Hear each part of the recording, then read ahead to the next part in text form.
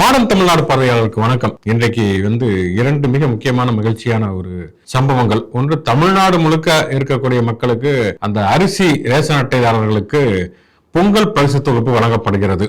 பொங்கல் பரிசு தொகுப்பாக என்ன தருவாங்க? பச்சரிசி, சர்க்கரை, கரும்பு. கரும்பு ஒரு நாள் கூட வாங்கினதே கிடையாது. நம்ம போறப்ப அது வாடி வதங்கி நம்ம கடைசியில தான் போகுமா, அப்படி இருக்கும். அதை தாண்டி 3000 ரூபாய் பரிசு தொகை இதோட சேர்த்து பொங்கல் பரிசு தொகுப்பு வழங்கப்படுகிறது. வேட்டி சேலை வழங்கப்படுகிறது.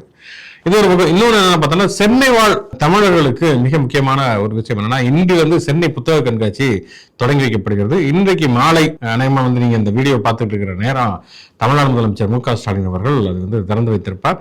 நாளை காலையில இருந்து ஃபங்க்ஷன் ஆக ஆரம்பிக்கும். இதுல இந்த சென்னை புத்தக கண்காட்சியில கடந்த ஆண்டுகள் இல்லாத 2 சிறப்புகள் என்ன அப்படின்னு சொன்னா, பொதுவா சென்னை புத்தக கண்காட்சியில வார நாட்கள்ல மதியத்துக்கு மேலதான் ஓபன் பண்ணுவாங்க. 3 மணிக்கு மேலதான் ஓபன் பண்ணுவாங்க. இரவு 8 மணி 9 மணி வரைக்கும் இருப்பாங்க. வீக்கெண்ட்ல மட்டும்தான், சனி ஞாயிறுல மட்டும் முழுக்க இருக்கும்.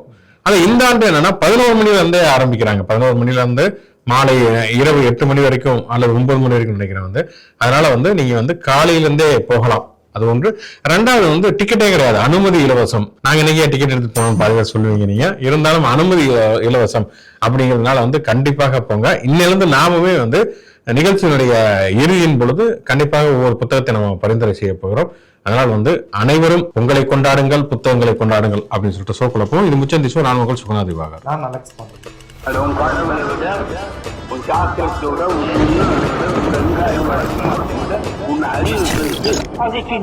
ஓகே, ஜனநாயகம் ரிலீஸ் அப்படிங்கிறது ஜனநாயகம் ரிலீஸ் கிடையாது, 10ஆம் தேதி ரிலீஸ் கிடையாது அப்படின்னு சொல்லிட்டு அந்த படக்குழுவை அறிவித்திருக்கிறார்கள்.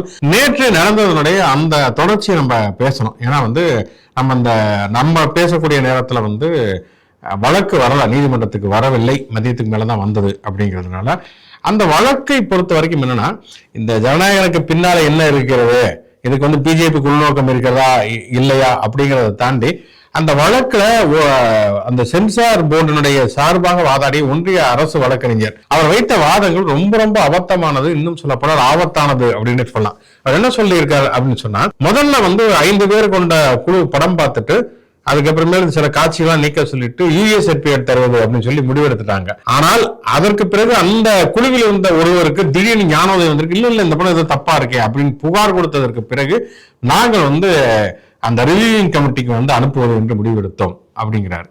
அப்ப நமக்கு அடிப்படையில இருக்கக்கூடிய கேள்வி என்னன்னா, பொதுவா அந்த படத்தை ஒரு படத்தை 5 பேர் பாக்குறாங்க அப்படின்னா அவங்களுக்கு ஒரு டிஸ்கஷனுக்கு வந்ததான் இந்த காட்சிகள்லாம் நீக்கணும், இந்த மாதிரியான சர்டிபிகேட் அப்படிங்கிற ஒரு முடிவுக்கு வருவாங்க.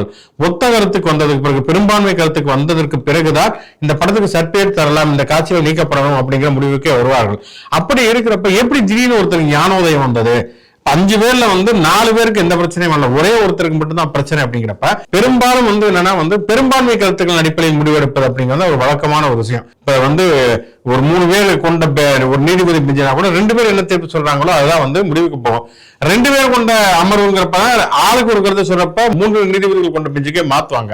அப்படி இருக்கிறப்ப 4 பேருக்கு எந்த பிரச்சனை இல்லாதப்ப அந்த 5ஆவதா சொன்ன ஒருத்தருடைய கருத்துங்கிறது அவ்வளவு செல்வாக்கு மிக்க கருத்துனா அவர் யாரு? அவர் நம்மளே பார்க்கணும் போல இருக்குது. 4 பேர் கருத்தை மாற்றக்கூடிய அளவுக்கு இருக்கக்கூடிய ஒருவர் யார் அப்படிங்கிறது. ரெண்டாவது என்ன சொல்லுகிறார் அந்த ஒன்றிய அரசு வழக்கறிஞர், நாங்க இந்த 5 பேர் பார்த்ததுல ஒருத்தருக்கு பிரச்சனை அப்படிங்கிறதுனால அடுத்து நாங்க மறு ஆய்வுக்கு உட்படுத்த போறோம். அப்ப என்ன பண்ணுவாங்கன்னா, இந்த 5 பேர் இல்லாம இன்னொரு 5 பேர் பார்ப்பாங்க அப்படிங்கிறாங்க. அப்ப இதே கேஸ் இன்னொரு திருப்பி ரிப்பீட் ஆச்சுன்னா அந்த 5 பேர்ல 4 பேர்த்து ஓகே ஆகி ஒருத்தருக்கு பிடிக்கல, திருப்பி இன்னொரு 5 பேருக்கு கொண்டே போடுவாங்க. உனக்கு 1000 எனக்கு 2000 ஆக மொத்தம் சேஸுங்கிற வடிவேலு காமெடி இது போகவில்லையா அப்படிங்கிற கேள்வி.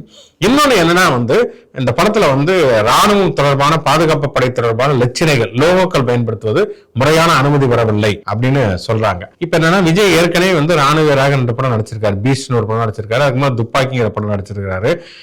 துப்பாக்கி படத்தை பாத்தீங்கன்னா அவர் ராணுவ வீரர். அவர் ஒரு கல்யாணத்துக்கு வரக்கூடிய சூழல்ல பாகிஸ்தான் தீவிரவாதி இருக்காங்கன்னு சொல்லிட்டு அந்த ராணுவ வீரர்கள் சேர்ந்து மேல மார்ஷல் ஜெனரல் யாருக்குமே தெரிவிக்காம அவங்களே ஒரு ஆபரேஷன் பண்ணி முடிப்பாங்க. அப்பெல்லாம் எந்த பிரச்சனையுமே வரல. பிரச்சனை வந்தது இஸ்லாமியர்கள் தான் பிரச்சனை இஸ்லாமியர்களை தீவிரவாதிகளாக சித்தரிக்கிறார்கள்.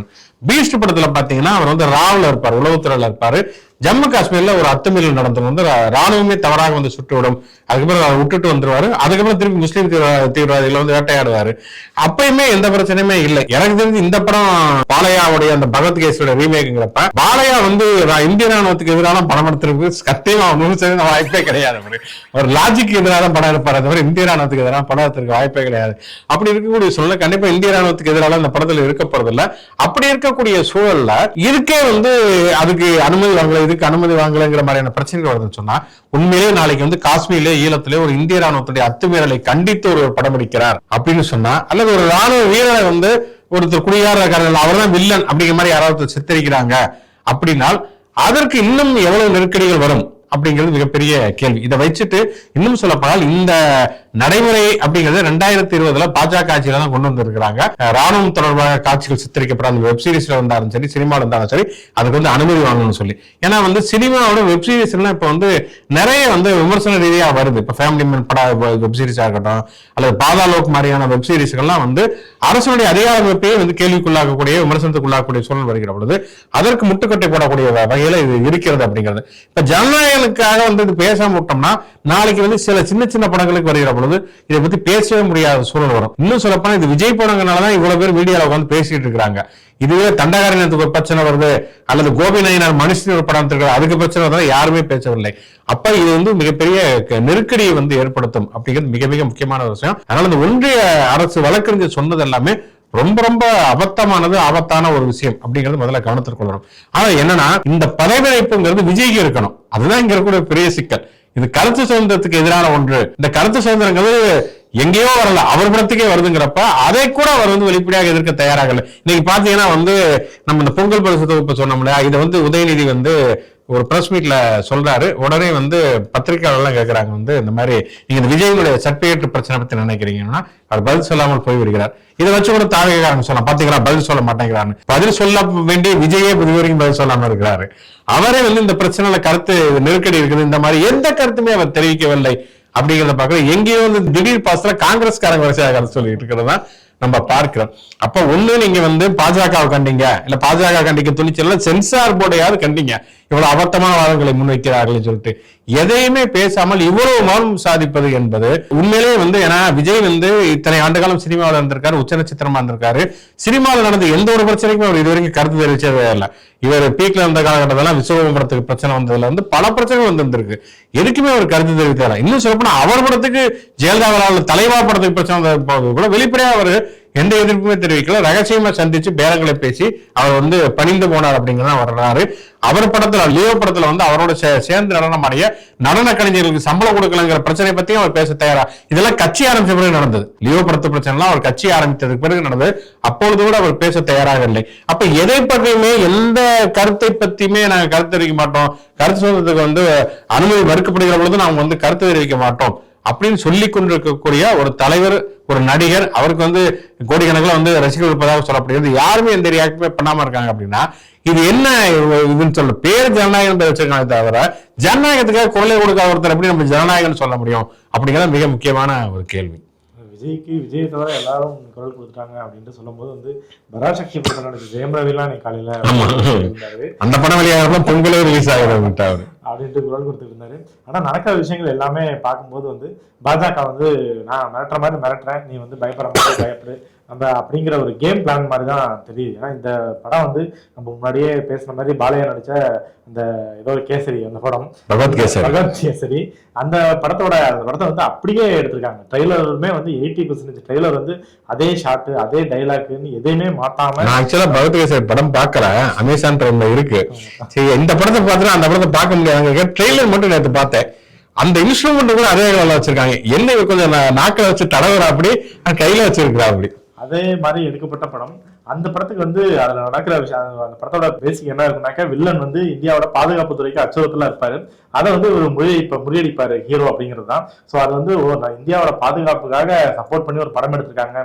அதாவது அந்த பெண்ணை வந்து இந்திய ராணுவத்துல சேர்க்கணும்னு முயற்சிப்பாரு. ஸோ பெண்கள்லாம் ராணுவத்துக்கு வர வைக்கிறதுக்கான ஊக்குவிக்கிற படம்னு சொல்லி தேசிய விருது கொடுக்கப்பட்டுச்சு போன வருஷம் அந்த படத்துக்கு.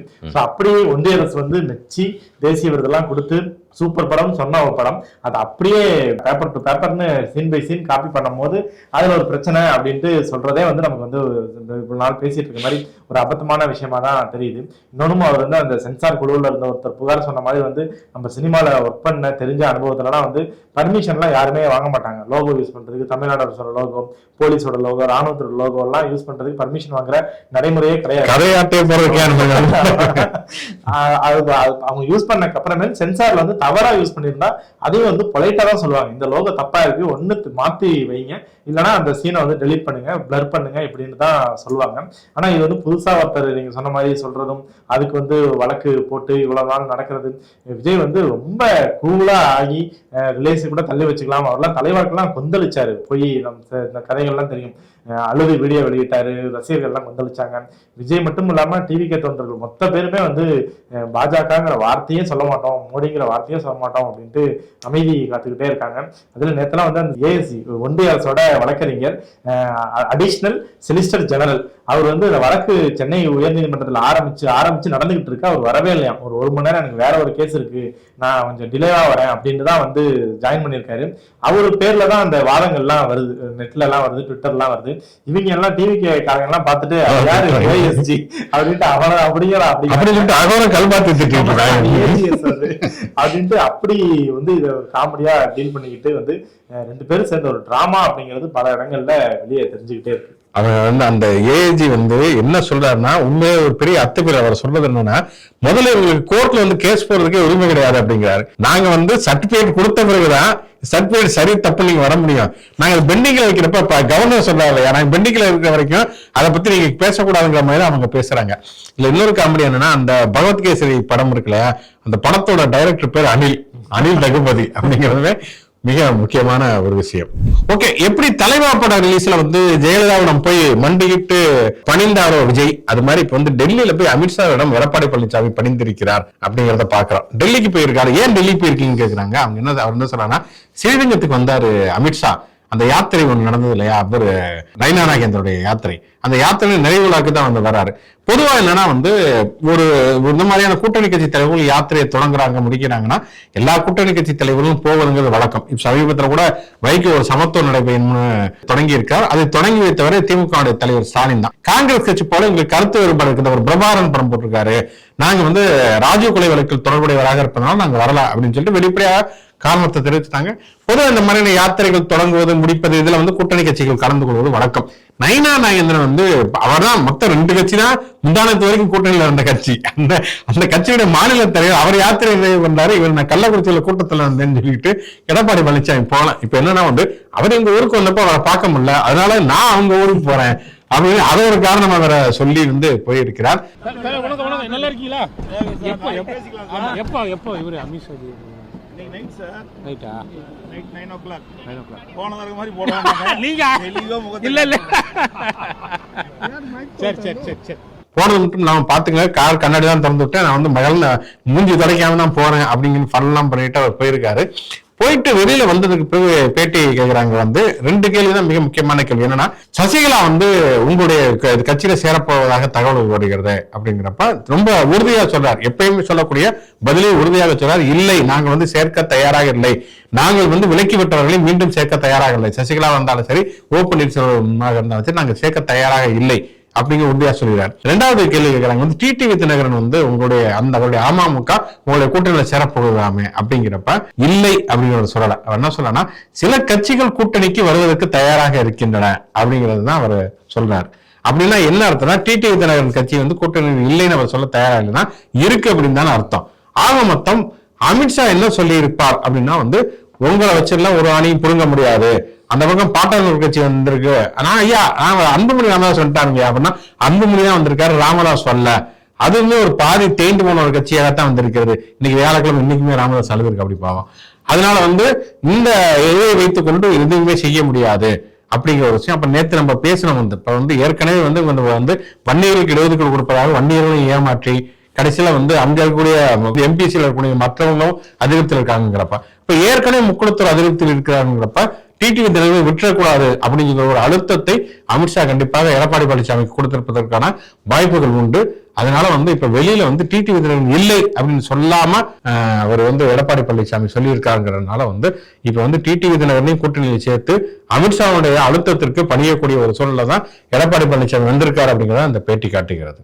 நேற்று டெல்லி போகும்போதே அவர் சொன்ன முதல் காரணம் ஒரு பிரம்மாண்டா கூட்டணியை வெற்றிகரமா அமைச்சிட்டோம், பாமக வந்துட்டாங்க நம்ம கூட, பாமக பாஜக அதிமுக ஒரு கூட்டணி வந்து அதை செலிப்ரேட் பண்ற விதமா போய் அமித்ஷாஜியை பார்க்க போறாங்கிற மாதிரி தான் சொல்லிட்டு போனாரு.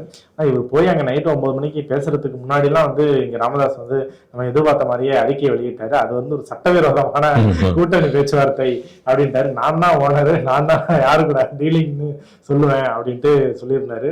ஸோ அப்ப எதுக்கு கட்சி நம்ம நேற்று சொன்ன மாதிரி அதிகாரப்பூர்வமா கடைசியில கோர்ட்டு தீர்ப்பின்படி பெரியவர்கிட்ட தான் கட்சியே இருக்கு, சின்னவருக்கு எந்த சம்பந்தமும் இல்லைன்னு சொல்லிட்டாங்க. அவர் கூட கூட்டணி வச்சதை இவர் போய் டெல்லியில செலிப்ரேட் பண்றாரு அப்படிங்கிற சுச்சுவேஷன் இருந்துச்சு.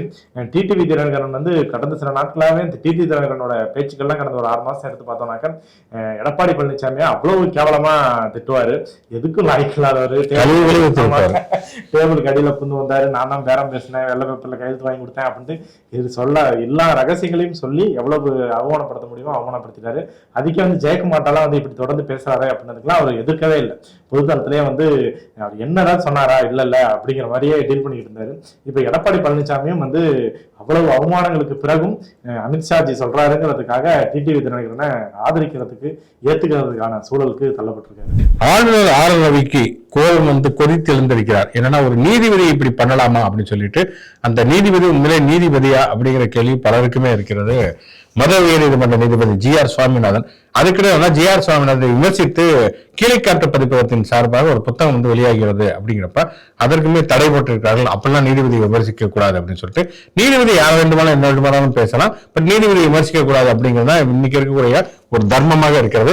ஆர் ரவி என்ன சொல்லியிருக்காருன்னா பாருங்க, அவருக்கு எதிராக இம்பீச்மெண்ட் எல்லாம் கொண்டு வரதுக்கு முயற்சி பண்ணாங்க, அவரை நீக்கிறதுக்கெல்லாம் முயற்சி பண்ணாங்க. இந்த மாதிரி 75 ஆண்டுகளை நீதிபதிக்கு இந்த மாதிரியான அச்சுறுத்தலே வந்ததில்லைங்கிறாரு. அவருக்கு சில விஷயங்கள் ஞாபகப்படுத்தணும். நீதிபதி லோயா அவர் தான் அமித்ஷா குஜராத் கலவரத்துல குற்றவாளி அப்படின்னு சொல்லி சொன்னவர். அவர் மரணம் அடைந்தார் அப்படிங்கறத நம்ம நினைவுபடுத்துகிறோம். இப்ப சில வாரங்களுக்கு முன்பு கூட தலைமை நீதிபதியாக உச்ச நீதிமன்ற தலைமை நீதிபதியாக இருந்த பி.ஆர். கவாய் அவர் மீது செருப்பு வீசப்பட்டது. எதற்காக செருப்பு வீசப்பட்டவர்? அவர் சனாதனத்தை அவமதித்து விட்டார் அப்படின்னு சொல்லி ஒரு செருப்பு வீசுறார். அப்பெல்லாம் ஆளுநர் கோமாவில் இருந்தார். அவருக்கு இந்த வித கருத்துமே தெரிவிக்கிறார். ஜி.ஆர். சுவாமிநாதன் பிரச்சனை வந்தப்போ மட்டும் ஆளுநருக்கு கோபம் வருகிறது அப்படின்னா அதற்கு பின்னணியில் என்ன இருக்கிறது அப்படிங்கிறது எல்லாத்தையும் உலகத்துக்கே தெரிஞ்ச விஷயம் தான். ஓகே, கடைசியாக இன்றைக்கு சென்னை புத்தக கண்காட்சி இன்றைக்கு தொடங்குவதை முன்னிட்டு நம்ம பரிந்துரை செய்யக்கூடிய ஒரு புத்தகம் அப்படின்னு சொன்னா சமீபத்தில் வெளியாகி பலரால் வரவேற்கப்பட்ட ஒரு புத்தகம் என்னன்னா கேஸ்ட் பிரைட் அப்படிங்கிற ஒரு புத்தகம் மனோஜ் மிட்டா என்பவர் எழுதி தமிழில் சாதி பெருமை அப்படின்னு சொல்லி வெளியாகி இருக்கிறது. ஃப்ரண்ட்லைனுடைய முன்னாள் ஆசிரியர் ஆர் விஜயசங்கர் மொழிபெயர்த்து எதிர் வெளியீடுங்கிற பதிப்பத்தின் சார்பாக வெளியிடப்பட்டிருக்கிறது.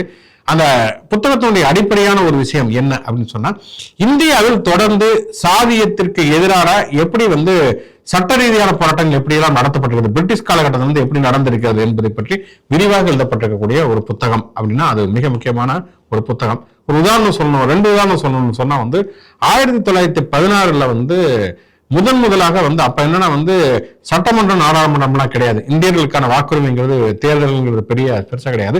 மத்திய சட்டமன்றம்ங்கிறது ஒண்ணு உண்டு. இன்னைக்கு டெல்லி சட்டமன்றம் இருக்கக்கூடிய அதே இடத்துலதான் அது இருந்தது. மாகாண சட்டமன்ற உறுப்பினர்கள் அவர்கள் நியமிக்கப்படுபவர்கள், அவர்கள் தேர்ந்தெடுத்து அனுப்பக்கூடிய உறுப்பினர்கள் தான் அங்க போய் பேசுவாங்க. அப்ப 1916 வரைக்கும் என்னன்னா பிரிட்டிஷ் ஆட்சி சாதிய பிரச்சனைகளை தீண்டாமை பிரச்சனை நேரடியாக தலையிடாது அப்படிங்கிற ஒரு கொள்கை முடிவு வெளிப்படையாக அறிவிக்கப்பட்டாலும் அப்படிதான் பிரிட்டிஷ் அரசாங்கம் இருந்தது. காங்கிரஸ் கட்சியை என்ன சொல்லியிருந்தாங்க அப்படின்னா நாங்க இதை தனியா டீல் பண்ணிக்கிறத விட காங்கிரஸ் கட்சி நேரடியாக இந்த பிரச்சனைகளை போராடாது. அப்ப அந்த 1916 காலகட்டத்துல காங்கிரஸ் கட்சியில மாநாடு நடக்கிறப்ப தாதாபாய் நவ்ரோஜி அவர் என்ன சொல்கிறாருன்னா, இது அரசியல் விடுதலைக்காகத்தான் நாங்கள் போராடுவோம், சமூக விடுதலைக்காக போராட மாட்டோம். இந்த மாதிரி லா படிச்சவங்க போய் ஏன் ட்ரீட்மெண்ட் பார்க்கறது கேட்பது எவ்வளவு அபத்தமோ அதே மாதிரிதான் காங்கிரஸ் கட்சி வந்து சமூக விடுதலைக்காக போராடுவது ஏன் போராடுன்னு கேட்கறது அப்படின்னு சொல்லி இந்த ஒரு காலகட்டத்துல தான் 1916 வந்து மார்ச்ல வந்து முதலாக அந்த மத்திய சட்டமன்றத்தில் ஒருத்தர் தீர்மானம் கொண்டு வருகிறார். என்ன தீர்மானம்னா, இந்த மாதிரி தீண்டப்படாத மக்களுடைய கல்வி மேம்பாட்டுக்காக பிரிட்டிஷ் அரசாங்கம் ஒரு குழுவை அமைக்க வேண்டும், அதில் அதிகாரிகள் அல்லாதவர்களும் இருக்க வேண்டும் என்று சொல்லி ஒரு தீர்மானம். அதோட சேர்த்து இன்னொன்னு என்ன சொல்றேன்னா, அப்ப இருக்கக்கூடிய மாகாண அரசு, அப்பெல்லாம் மாகாண சென்னை மாகாணம் வந்து மாகாண அரசுகள் ஒடுக்கப்பட்ட மக்களுடைய நிலைமை பற்றி ஒரு அறிக்கையை வந்து சமர்ப்பிக்க வேண்டும் அப்படின்னு சொல்லி ஒரு தீர்மானத்தை கொண்டு வருகிறார். கொண்டு வந்தவர் வந்து மானஜி தாதாபாய் அப்படிங்கிறவர். அவர் வந்து ஒரு பார்சி சமூகத்தை சேர்ந்தவர். அப்ப வந்து கடுமையா வந்து அதை வந்து கொந்தளித்து வந்து 2 பேர் பேசுறாங்க. ஒருத்தர் வந்து மதன் மோகன் மாளவியா, இன்னொருத்தர் வந்து சுரேந்திரநாத் பானர்ஜி அப்படிங்கிற 2 பேருமே கடுமையா கண்டிச்சு பேசுறாங்க. இது ஒண்ணு என்ன சொல்றாங்க, நீ வந்து இது எங்க இந்துக்களுடைய பிரச்சனை, பார்சி மதத்தை சேர்ந்த நீங்க எப்படி இதை வந்து கேள்வி கேட்கறீங்க. இன்னொன்னு வந்து தீண்டப்படாத, அவங்க வந்து தீண்டப்படாம இருக்காங்கன்னா அவங்க வந்து அசுத்தமா இருக்காங்க, காலங்காலமா சில பழக்க வழக்கங்களை கடைபிடிச்சிருக்காங்க, மது வருந்துறாங்க, மாட்டுக்கறி சாப்பிட்றாங்க, இந்த மாதிரிலாம் இருக்கிறதுனாலதான் அதனாலதான் அவங்க வந்து தீண்டாமையை வந்து அவங்க மேல கடைபிடிக்கப்படுது. இதெல்லாம் விட்டுட்டு வந்தாங்கன்னா அவங்க வந்து ஏத்துக்கிறதுல மற்றவங்களுக்கு எந்த பிரச்சனையுமே இல்லை அப்படின்னு சொல்லி மதன் மோகன் மாளவியா சொல்றாரு. மதன் மோகன் மாளவியா, சுரேந்திரநாத் பானர்ஜி 2 பேருமே பார்ப்பனர்கள், காங்கிரஸ் கட்சியில் இருக்கவங்க. மதன் மோகன் மாளவியா இந்து மகாசபையுடைய தலைவராக இருக்கக்கூடிய ஒருவர். அதுக்கப்புறம் என்ன ஆகுதுன்னா, பிரிட்டிஷ் அரசாங்கம் வந்து அவர் வந்து தீர்மானத்தையே வந்து பின்வாங்க சொல்லுது, வாபஸ் வாங்கிங்க அப்படிங்குது. அதுக்கு பிறகு என்னன்னா, நீங்க வாபஸ் வாங்கிங்க, மாகாண அரசுல வந்து நாங்க ரிப்போர்ட் பண்ண சொல்றோம் அப்படின்னு சொல்றாங்க. சென்னை மாகாணம் அதை அனுப்புறாங்க. இது ஒரு பக்கம் இருக்கிறது. அதுக்கு பிறகு 2 ஆண்டுகள் கழித்து தான் மாண்டேக செம்ஸ்போர்ட் சீர்திருத்தம்ங்கிறது வருது. அதாவது இந்தியர்களுக்கு அவங்களுக்கு நிர்வாகத்துல பதவிகள் கொடுக்கலாம், தேர்தல் நடத்தி அவங்க வந்து தேர்ந்தெடுக்கலாம், பகுதி அளவு அப்படின்னு சொல்லிட்டு 1919 வந்து வருகிறது. அப்ப வந்து அதுக்காக ஒரு குழுவை போறாங்க. அப்பதான் முதலாக அம்பேத்கர் போய் இந்த குழுவுல போய் கோரிக்கை மனு கொடுக்கிறார். இங்க வந்து இந்த சட்டமன்றம் நீங்க கொண்டு வரீங்க அப்படின்னு சொன்னா தாழ்த்தப்பட்ட மக்களுக்கு தனியான பிரதிநிதித்துவம் வேண்டும் அப்படின்னு சொல்றப்ப அந்த மானஜி தாதாபாயை அவர் வந்து உதாரணமா கட்டுறாரு. என்ன உதாரணம் கட்டுறாருன்னா, இந்த தீர்மானம் கொண்டு வந்தா இல்லையா, தாழ்த்தப்பட்ட மக்களுக்கு வந்து கல்வி வேலைவாய்ப்பெல்லாம் கொடுக்கணும்னு சொல்லிட்டு அது கொண்டு வந்ததுக்காக அடுத்த தேர்தலில் அவர் நிக்கவே கூடாது, அவர் கொடுக்கவே மாட்டோம்னு சொல்லி திலகருடைய சீடர் ஒருத்தர் சொல்லுகிறார், வந்து பேரத்துடன் நிப்பாட்டிடுறாங்க. அப்ப தலித் இல்லாத ஒருத்தர் தலித்தோட பிரச்சனை பேசுறப்ப அவருக்கே இப்படியான நிலைமைனா மற்றவர்கள் பேசுவதற்கு தயாராக இருக்க மாட்டார்கள். அதனால எங்களுக்கு தனியாக பிரதிநிதித்துவம் வேண்டும் அப்படின்னு சொல்லிட்டு அம்பேத்கர் சொல்கிறார் அப்படிங்கிறது அது வந்து விரிவாக சொல்கிறது. அப்படியே அந்த மானஜி தாதாபாய் தீர்மானம் கொண்டு வருகிற பொழுது அதை ஆதரித்து ஒருவர் பேசுகிறார். அதுவும் குறிப்பா சென்னை மாகாணத்தை சேர்ந்த ஒருவர் பேசுகிறார். ஏன்னா அவர் குறிப்பிடப்பே அவர் என்ன சொல்கிறார், சென்னை மாகாணத்திற்குரிய பறையர்கள் மிகுந்த வந்து தீண்டாமைக்கு ஆளாக்கப்பட்டிருக்கிறார்கள். அவங்க வந்து மற்ற சாதிக்காரங்க, ஆதிக்க சாதிக்காரங்க வரப்ப பல அடி தூரத்தில் இருந்துட்டு நான் வந்து பறையல் வந்திருக்கேன்னு சொல்லக்கூடிய ஒரு சூழல் இருக்கிறது அப்படின்னு பேசுகிறார். அப்ப வந்து சென்னை மாகாணத்தை சேர்ந்த ஒருத்தர் வந்து அதை வந்து ஆதரித்து பேசுகிறார். அவர் சொன்னது உண்மையா, சென்னை மாகாணத்தில் இப்படியான தீண்டாமை இருக்கிறது, தாழ்த்தப்பட்ட மக்களுக்கு கல்வியிலும் வேலைவாய்ப்பும் இடஒதுக்கீடு வேண்டும் என்று சொல்லி பேசுகிறார். அவருடைய பேர் வந்து ராமராய நிங்கர். அவர் தான் பின்னால வந்து நீதி கட்சி அரசனுடைய முதலமைச்சராக இருந்த பனகல அரசர். இது வந்து ஒரு வரலாறு. இப்ப ஏன் இதை வந்து இவ்வளவு ஒளிவா சொல்லணும்னு சொன்னா, இதே இவர் இப்ப சீமான் பேசினார் இல்லையா, பாரதியார்களுக்கு பாட்டான் பிராமண கடப்பாறை கொண்டு எடுப்பேன்னு. அதே 1916 காலகட்டத்தில் நீதி கட்சி வருகிற பொழுது, அந்த நீதி கட்சி வந்து தொடங்கப்படுகிற பொழுது பாரதியார் என்ன சொல்லுகிறார் அப்படின்னு சொன்னா, இந்த கட்சி வந்து பிராமணர் இல்லாத கட்சி ரொம்ப காலம்லாம் நீடிக்காது அப்படின்னு சொல்றது மட்டும் இல்லாம, அப்ப வந்து டி.எம். நாயருடைய கூட்டம் நடக்கிறப்ப சில பேர் வந்து பார்ப்பனர்களை அடித்து விடுகிறாங்கிறதுனால பறையர்களின் நீதி கட்சி தோன்றுகிறது. அப்ப இது வந்து இவங்க வந்து விடுதலை போராட்டத்துக்கு விலகிட்டாங்க அப்படிங்கறதுக்காக என்ன சொல்லுகிறார் பாரதியார்னா, இவங்க எல்லாம் கூப்பிட்டு விபூதி பூசி இவங்களுக்கு கிணறு வெட்டி கொடுக்கணும், இதை வந்து இந்த நாட்டுக்கோட்டை செட்டியார்களும் மடாதிபதிகளும் பண்ணணும் அப்படின்னு சொல்லி பாரதியார் சொல்லுகிறார். அப்ப அது மட்டும் இல்லாம 2 பேர் ஒரு நாளைக்கு 2 வேளை அவங்க வந்து ஸ்நானம் பண்ணணும், குளிக்கணும் அப்படிங்கிற ஒரு விஷயத்தையுமே சொல்றாரு. இதுல அடிப்படையில இருக்கக்கூடிய ஒரு விஷயம் என்னன்னா, ஒரு பக்கம் ஒடுக்கப்பட்ட மக்களுக்கு வந்து விபூதி பூசினா போதும் அப்படின்னு சொல்லக்கூடிய பாரதியார், அவரே எங்களுக்கு பாட்டன் இருக்காரு. இன்னொரு பக்கம் ஒடுக்கப்பட்ட மக்களுக்கு கல்வியிலும் வேலைவாய்ப்பிலும் இடஒதுக்கீடு வேண்டும் என்று சொல்லக்கூடிய பனகல் அரசர், அவர் வந்து தமிழின விரோதி அப்படின்னு சொல்றாரு. அப்ப நமக்கு பனகல் அரசர் பாட்டனா பாரதியார் பாட்டனா அப்படிங்கிற கேள்வி இருக்கிறது. இன்னொன்னு பார்த்தோம்னா, தாழ்த்தப்பட்ட மக்கள் வந்து 2 வேளை குளிக்கணும், அப்பதான் அவங்க வந்து அவங்களுக்கான உரிமைகள் கிடைக்கும் அப்படின்னு பாரதியார் சொல்லக்கூடிய அதே குரலை தான் அன்னைக்கு மதன் மோகன் மாளவியா அந்த மத்திய சட்டமன்றத்தில் சொல்றாரு. அவங்க வந்து தீண்டப்படாம இருக்காங்கன்னா அவங்க குளிக்காம இருக்காங்க, அவங்க வந்து மது வருந்துகிறார்கள், அவங்க மாட்டுக்கறி சாப்பிடுகிறார்கள் அப்படிங்கிற குரலை வந்து ஒழித்து வராமல் இருந்தார். ஆக மொத்தம் இந்தியாவில் வந்து 2 குரல் இருந்தது. ஒண்ணு என்னன்னா, பிரிட்டிஷ்காரங்களை எதிர்க்கிறேங்கிற பேர்ல பார்ப்பனர்களை ஆதரித்து ஒடுக்கப்பட்ட மக்கள் ஒடுக்கப்பட்டவர்களாக இருக்க வேண்டும் என்று சொல்லக்கூடிய ஒரு குரல். இன்னொன்று வந்து இவங்க போராடக்கூடிய விடுதலை போராட்டங்கிறது எங்களுக்கான விடுதலை கிடையாது, சாதி ஒழிவது என்பதான் எங்களுக்கான விடுதலைன்னு சொன்ன இன்னொரு குரல். இதெல்லாம் வந்து ரொம்ப விரிவாக சொல்லப்பட்டிருக்கிறது.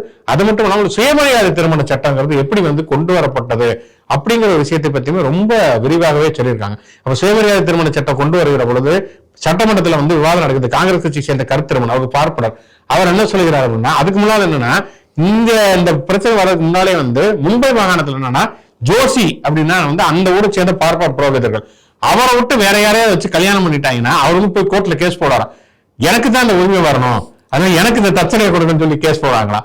அதனுடைய அடுத்த கட்டமா தான் வந்து இங்க என்னன்னா இந்த ஐயரை விட்டு அடுத்த ஐயரை வச்சு கல்யாணம் நடத்தலாம் கேஸ் போடுறாங்கன்னா இங்க ஐயரே இல்லாம கல்யாணம் நடத்தணுங்கிறப்ப வந்து அப்ப என்ன சொல்லிடுறது நீதிமன்றம் சொன்னா, இப்படி ஐயர் இல்லாமல் நடக்கக்கூடிய கல்யாணத்தில் பிறக்கக்கூடிய குழந்தைகள் என்பது முறை தவறி பிறந்த குழந்தைகள் அப்படின்னு சொல்லிதான் தொடர்ச்சியாக நீதிமன்றம் வந்து தீர்ப்புகளை சொல்லி கொண்டு வருகிறது. சொத்துரிமை தொடர்பாக பிரச்சனை வரப்பெல்லாம் சொல்றாங்க, நீங்க வந்து அவங்க அப்பா அம்மாவுக்கு பிறக்கல, நீங்க வந்து முறை தவறி பிறந்த குழந்தைகள் சுயமரியாதை திருமணம் பண்ணவங்கிறப்பதான் 1968 வந்து பேரறிஞர் அண்ணா வந்து முதலமைச்சர் 1967 பேரறிஞர் முதலமைச்சரான உடனேயே இந்த சுயமரியாதை திருமண சட்டத்தை வந்து கொண்டு வருவார். இது மிகப்பெரிய சாதனை அப்படின்னு அந்த புத்தகம் சொல்கிறது. அப்ப இந்த காங்கிரஸ் ஆட்சியை சேர்ந்த கருத்திருமன் வந்து ரொம்ப கவலையோட கேட்கிறாரு, இந்த மாதிரி நீங்க வந்து ஐயர் இல்லாம கல்யாணம் பண்ண ஆரம்பிச்சிட்டீங்களே, அந்த புரோகிதர்கள்லாம் வருமானத்துக்கு என்ன பண்ணுவாங்க அப்படின்னு சொல்லிட்டு ரொம்ப பரிதாபமா கேட்கிறாரு. ஏன்னா வந்து ஒரு மிகப்பெரிய ஒரு வேலை இல்லையா, வந்து பயங்கரமா வந்து கல் மண்ணெல்லாம் எடுத்து வந்து முதுகுல வந்து மூட்டையெல்லாம் சுமந்து செய்ய வேண்டிய வேலை அவங்களோட வாழ்வாதாரம் பறிப்போகிறது. அப்படிங்கிறப்ப வந்து அண்ணா வந்து ரொம்ப நகைச்சுவையா குறும்பா வந்து சொல்றாரு, நாங்க தாங்க ஐயர் இல்லாம நீங்க கல்யாணம் பண்றோம் அப்படின்னு சொல்லி நீங்க வந்து அவங்களுடைய வருமானம் வந்து போயிடுச்சுன்னு வருத்தப்படுறீங்க. ஒண்ணு இல்ல, அவங்க நீங்க வந்து உங்க காசு இருந்து நஷ்டீடா கொடுங்க, இல்லைன்னா வந்து வழக்கம் ஒரு ஐயர் வச்சு தானே கல்யாணம் பண்ணீங்க, ஒரு 5 ஐயர் வச்சு நீங்க கல்யாணம் பண்ணுங்களேன், அப்ப வந்து அவங்களுடைய வாழ்வாதாரம் பறிபோகாது அப்படின்னு பேரறிஞர் அண்ணா சொல்லுகிறார். இப்படி வந்து ஒரு விரிவான ஒரு வரலாறு அப்படிங்கிறது அதுல இருக்கிறது. அதனால நீங்க வந்து கண்டிப்பாக படிக்கப்பட வேண்டிய ஒரு புத்தகம். சாதி பெருமை மனோஜ் மெட்டா எழுதி தமிழிலே ஃப்ரண்ட்ல இந்த முன்னாள் ஆசிரியர் ஆர் விஜயசங்கர் மொழிபெயர்த்து எதிர்ப்பதிப்பகத்துடைய வெளியீடாக இருக்கிறது. கண்டிப்பாக படியுங்கள். தொடர்ந்து சமகால செய்திகளையும் சரி சமூகம் சார்ந்த புத்தகங்களையும் தொடர்ந்து இது குறித்து உரையாடுவோம்.